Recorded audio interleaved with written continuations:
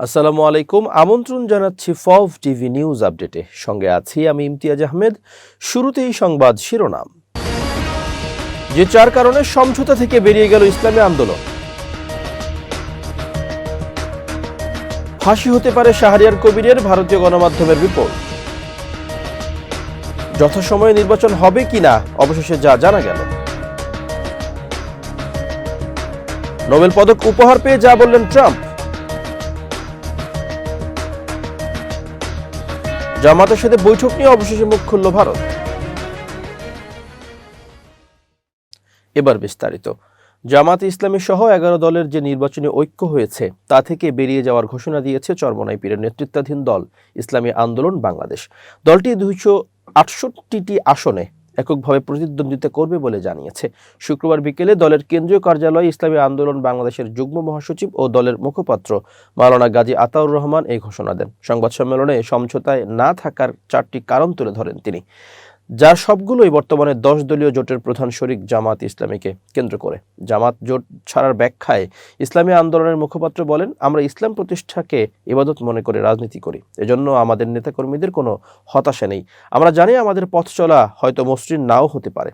ক্ষমতার রাজনীতি আমরা করি না, আমরা নীতি আদর্শের রাজনীতি করি। 11 দলের জোটে ইনসাফের প্রশ্নে আমরা বৈরিতার শিকার হয়েছি।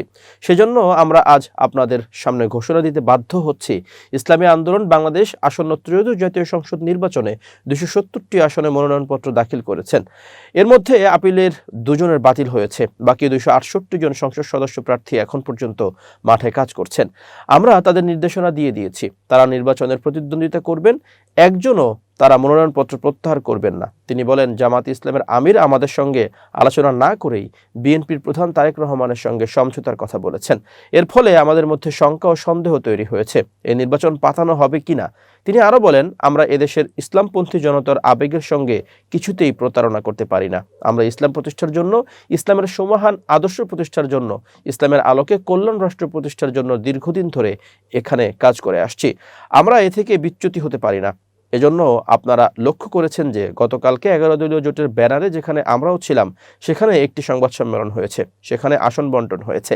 সেখানে আমাদের দীর্ঘদিনের পথ চলা 5 আগস্ট পরবর্তী সারা দেশে আমাদের ইসলামপন্থী শক্তি একসঙ্গে কাজ করার জন্য যে চেষ্টা সাধনা করেছিলাম, আমরা দেখেছি শেষ পর্যায়ে এসে আমাদের যে লক্ষ্য ছিল সেই লক্ষ্য অর্জিত না হওয়ার একটা সম্ভাবনা তৈরি হয়েছে, লক্ষ্য অর্জিত না হওয়া একটা শঙ্কা তৈরি হয়েছে। এই শঙ্কা থেকে আমরা চিন্তা করলাম আমাদের ইসলামের পক্ষে এক বাক্সকে আমাদের হেফাজত করতে হবে। জামাত জোট নিয়ে তিনি বলেন, এখানে জামাত ইসলাম একটি বড় শক্তি ছিল, অস্বীকার করার সুযোগ নেই। তাদের শক্তি সামর্থ্য অনেক বেশি, কিন্তু আমরা আদর্শিকভাবে নৈতিকভাবে কারো চেয়ে দুর্বল নই। ইসলামী আন্দোলনের মুখপাত্র বলেন, জামাত ইসলামের আমির ডক্টর শফিকুর রহমান তিনি স্পষ্ট করে বলেছেন, তারা ক্ষমতায় গেলে প্রচলিত আইন অনুযায়ী রাষ্ট্র পরিচালনা করবেন। তিনি খ্রিস্টান সম্প্রদায়ের প্রতিনিধিদের সঙ্গে কথা বলেছিলেন। সেই খ্রিস্টান সম্প্রদায়ের একজন সম্মানিত নারী তিনি স্পষ্ট করে বলেছেন যে, আমরা আশ্বস্ত হয়েছি জামাতের আমির শরিয়া প্রতিষ্ঠা, শরিয়া আইন প্রতিষ্ঠা করবেন না, এই ওয়াদা তিনি করেছেন। এজন্য আমরা আশ্বস্ত হয়েছি। এই বিষয়টা যখন আমরা জানতে পারলাম তখন আমরা স্পষ্ট হয়ে গেলাম, আমরা যে লক্ষ্য নিয়ে চলছি সেই লক্ষ্য অর্জিত হবে না। কারণ আজ যখন রাষ্ট্র ক্ষমতায় যাওয়ার মতো একটা পরিবেশ পরিস্থিতি তৈরি হয়েছে, এখন যারা প্রধান শক্তি তারাই যদি ইসলামের সম্মান আদর্শ থেকে ভিন্ন দিকে চলে যায়, যদি ইসলামী আইনের প্রতি তাদের আস্থা না থাকে, তাহলে আমরা যে কর্মী সমর্থক সারা দেশে ইসলামের পক্ষে কাজ করে যাচ্ছি, এই স্বপ্নই থেকে যাবে। গাজী আতাউর রহমান বলেন, সারা দেশের 270টি আসনের মধ্যে আমাদের 268টি আসনে মনোনয়নপত্র বৈধ হয়েছে। সেই 268টি আসনে ইসলামী আন্দোলন বাংলাদেশ এককভাবে নির্বাচনে অংশ নেবে। আমরা ইসলামপন্থী শক্তির সব ভোট এক বাক্সে ফেলতে চাই। গাদানিকের প্রতিষ্ঠাতা শাহরিয়ার কবিরের ফাঁসি হতে পারে বলে জানিয়েছে ভারতীয় গণমাধ্যম। এই সময় এ নিয়ে করা প্রতিবেদন হুবহু তুলে ধরা হলো। তিনি লেখক, কবি, সাহিত্যিক বা সাংবাদিক, তবে বাংলাদেশে তিনি হাসিনা ঘনিষ্ঠ হিসেবে পরিচিত। 2024-এর জুলাই আন্দোলনের পরেই আওয়ামী লীগ সরকারের ঘনিষ্ঠ হিসেবে পরিচিত লেখক, গবেষক ও মানবাধিকার কর্মী শাহরিয়ার কবিরকে আটক করে বাংলাদেশ পুলিশ। তারপরে 1 বছরের বেশি কেটে গিয়েছে, এখনও মুক্তি পাননি তিনি। এই ঘটনাকে মৌলিক নাগরিকত্ব ও রাজনৈতিক অধিকার লঙ্ঘন হিসেবে দেখছে গণহত্যা প্রতিরোধ ও মানবাধিকার সংস্থা ল্যামকিন। ৭৫ বছর বয়সী লেখককে অবিলম্বে মুক্তির দাবি জানিয়েছে বেলারুশের ল্যামকিন ইনস্টিটিউট। ৭১-এর মানবতা বিরোধী অপরাধের বিচারের জন্য গঠিত আন্তর্জাতিক অপরাধ ট্রাইব্যুনালে মুক্তিযুদ্ধ গবেষক শাহরিয়ার কবিরের বিরুদ্ধে মানবতা বিরোধী অপরাধ ও গণহত্যার অভিযোগ আনা হয়েছে। ২০১৩ সালের ৫ মে ঢাকায় হেফাজতে ইসলামের একটি কর্মসূচিতে পুলিশের অভিযানে একাধিক প্রাণহানির ঘটনা ঘটে। সেই মামলাতেই জড়ানো হয়েছে তাকে। তবে শাহরিয়ার কবির ওই সময় বাংলাদেশ সরকারের কোনো পদে ছিলেন না। একই সঙ্গে হেফাজতে ইসলামের কর্মসূচিতে আইনশৃঙ্খলা বাহিনীর অভিযানে তার কোনো ভূমিকাও ছিল না বলে দাবি করা হয়। এই মামলায় ক্ষমতাচ্যুত প্রধানমন্ত্রী শেখ হাসিনা সহ আরও কয়েকজনের নাম রয়েছে। এদিকে আন্তর্জাতিক মানবাধিকার সংস্থা ল্যামকিনের বিবৃতিতে আরও বলা হয়েছে, ২০২৪ সালের আগস্টের পর থেকে অন্তর্বর্তী সরকার ও দেশের আদালতগুলোর আচরণ দেখে মনে হয় বাংলাদেশে তিনি ন্যায় বিচার নাও পেতে পারেন। শুধু তাই নয়, তাকে মৃত্যুদণ্ড দেওয়া হতে পারে বলেও আশঙ্কা ল্যামকিনের। তবে আন্তর্জাতিক অপরাধ ট্রাইব্যুনাল বলছে স্বচ্ছতার সঙ্গে বিচার কাজ হচ্ছে। শাহরিয়ার কবিরের বিরুদ্ধে গণহত্যার সুস্পষ্ট প্রমাণ পাওয়া গেছে। ধারণা করা হচ্ছে অপরাধ প্রমাণিত হলে সব বিচারিক প্রক্রিয়া শেষে আগামী মাসেই ফাঁসিতে ঝুলিয়ে তার মৃত্যুদণ্ড কার্যকর করা হবে। প্রধান উপদেষ্টার প্রেস সচিব মোহাম্মদ শফিকুল আলম বলেছেন, যথাসময়ে দেশে নির্বাচন অনুষ্ঠিত হবে। নির্বাচন নিয়ে শঙ্কা নেই, অবাধ সুষ্ঠুর একটি নির্বাচন অনুষ্ঠিত হবে। শুক্রবার ১৬ জানুয়ারি ব্রাহ্মণবাড়িয়ার আখাউড়া শাহপীর কল্লা শহীদ এর মাজার পরিদর্শন শেষে সাংবাদিকদের প্রশ্নের জবাবে কথা বলেন তিনি। এ সময় তিনি আরও বলেন, অবাধ সুষ্ঠু ও গ্রহণযোগ্য নির্বাচনের জন্য সরকার সব ধরনের প্রস্তুতি গ্রহণ করেছে। নির্বাচন সিকিউরিটি ফোর্সের প্রস্তুতি শেষ হয়েছে। নির্বাচনের রিটার্নিং অফিসার, পুলিং অফিসারের কাজও সম্পন্ন হয়েছে। আমরা নির্বাচনের সময়ের জন্য অপেক্ষা করছি। পোস্টাল ব্যালটের কাজও শেষ হয়েছে। অপর এক প্রশ্নের জবাবে তিনি বলেন, পুরো পৃথিবীতে যেসব দেশে গণভোট হয়েছে সেখানে লক্ষ্য করলে দেখবেন সরকার একটা পক্ষ নিয়েছে। কোনো সময় সরকার হ্যাঁ পক্ষ নেয়, আবার না পক্ষ নেয়। আমরা তো সংস্কারের পক্ষে, যে সংস্কারে দেশের অপশাসন দূর হবে। দেশে যাতে স্বৈরাচার ফিরে না আসতে পারে সেটা দূর করতে হবে। সংস্কারের যে সমষ্টি, সেগুলো প্যাকেজ আকারে সমষ্টিগতভাবে গণভোট হচ্ছে এবং আমরা সকলকে বলছি হ্যাঁ ভোট দেন। দেশে যাতে অপশাসন আর ফিরে না আসে, যাতে আপনার অধিকার কেড়ে না নেওয়া হয়। রাজধানীর উত্তরার ১১ নম্বর সেক্টরের একটি ভবনে অগ্নিকাণ্ডে হতাহতের ঘটনায় শোক জানিয়েছেন বাংলাদেশ জামাত ইসলামের আমির ডক্টর শফিকুর রহমান। শুক্রবার বিকালে এক শোক বার্তায় জামাত আমির বলেন, আজ সকাল ৭টা ৫০ রাজধানীর উত্তরার ১১ নম্বর সেক্টরের একটি ৭তলা ভবনে সংঘটিত ভয়াবহ অগ্নিকাণ্ডে ২ পরিবারের ৬ জন নিহত এবং আরও অনেকে দগ্ধ হওয়ার মর্মান্তিক ঘটনায় আমি গভীরভাবে শোকাহত। এই হৃদয় বিদারক দুর্ঘটনায় নিহতদের পরিবারের প্রতি গভীর সমবেদনা জানাচ্ছি। তিনি আরও বলেন, ইয়া রব, যারা ইতোমধ্যে দুনিয়া থেকে বিদায় নিয়েছেন, আপনি মেহেরবানি করে তাদের ক্ষমা করুন, তাদের উপর রহম করুন এবং জান্নাতবাসী হিসেবে কবুল করুন। নিহতদের স্বজনদের উত্তম ধৈর্য ধারণের তৌফিক দান করুন। জামাত আমির আরও বলেন, হে আরশের মালিক, যারা আহত হয়েছেন তাদের প্রতি বিশেষভাবে রহম করুন এবং তাদেরকে দ্রুত সুস্থতার নিয়ামত দান করুন। আমিন। এবার আন্তর্জাতিক প্রসঙ্গ। বাংলাদেশ জামাত ইসলামের আমির ডক্টর শফিকুর রহমানের সঙ্গে গোপন বৈঠকের বিষয়ে অবশেষে মুখ খুলেছে ভারত। শুক্রবার ১৬ জানুয়ারি নয়াদিল্লিতে ভারতের পররাষ্ট্র মন্ত্রণালয়ের সাপ্তাহিক সংবাদ সম্মেলনে মুখপাত্র রণধীর জয়সাওয়াল এই বৈঠকের সত্যতা নিশ্চিত করেন। এর আগে জামাত আমির বার্তা সংস্থা রয়টার্সের কাছে এক সাক্ষাৎকারে ভারতীয় কূটনীতিকের সঙ্গে তার বৈঠকের কথা জানান। রণধীর জয়সাওয়ালকে সাংবাদিকরা এই বৈঠকের বিষয়ে প্রশ্ন করলে তিনি জানান, বাংলাদেশের সঙ্গে ভারতের অত্যন্ত ঘনিষ্ঠ দ্বিপাক্ষিক সম্পর্ক রয়েছে।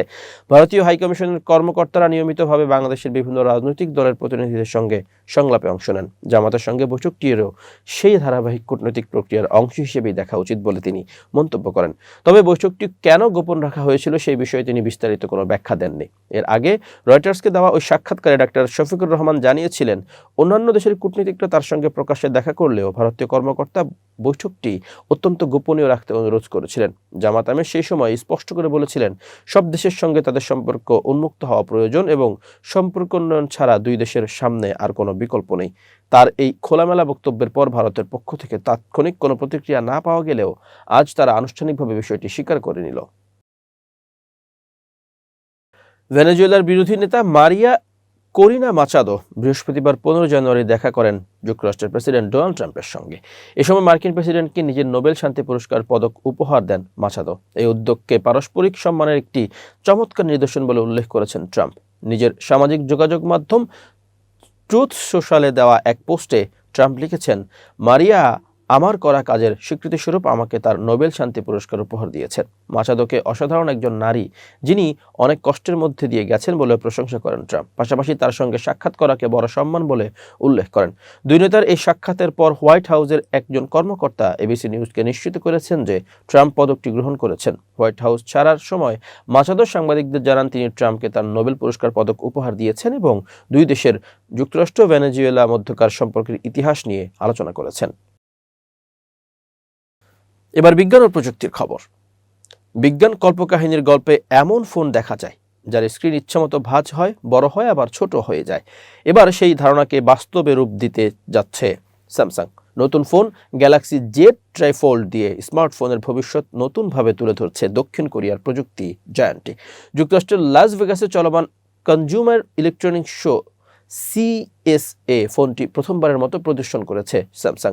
এর আগে নিজ দেশের বাজার দক্ষিণ কোরিয়ায় সীমিত পরিসরে ফোনটি ছাড়া হয়েছে। শীঘ্রই যুক্তরাষ্ট্রে বাজারে আনার পরিকল্পনা রয়েছে।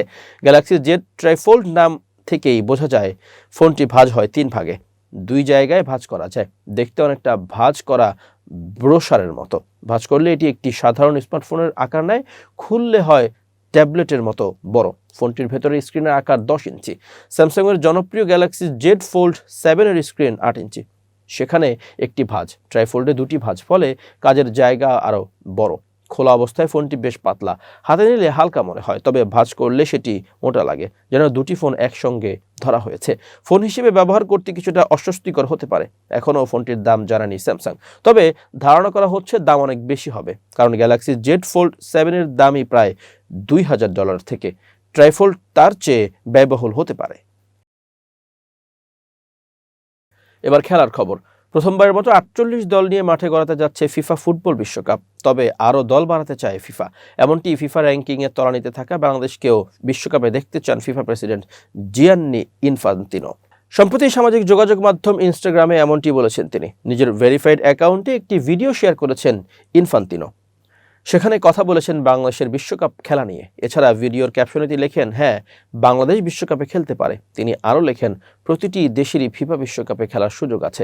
বিশ্বব্যাপী ফুটবলের উন্নয়নই ফিফার মূল লক্ষ্য। 2026 বিশ্বকাপ থেকে টুর্নামেন্টের পরিধি বাড়ানো হয়েছে। এতে প্রথমবারের মতো সুযোগ পাচ্ছে একাধিক দেশ।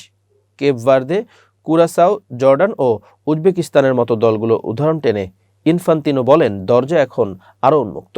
ইনফান্তিনোর মতে ফুটবল উন্নয়নের জন্য দীর্ঘমেয়াদী পরিকল্পনা, বয়সভিত্তিক দল গঠন, কোচিং স্ট্যান্ডার্ড উন্নয়ন এবং নিয়মিত আন্তর্জাতিক ম্যাচ খেলার সুযোগ অত্যন্ত গুরুত্বপূর্ণ। এসব ক্ষেত্রে অগ্রগতি হলে বাংলাদেশের মতো দেশও বিশ্বকাপের মঞ্চে জায়গা করে নিতে পারে।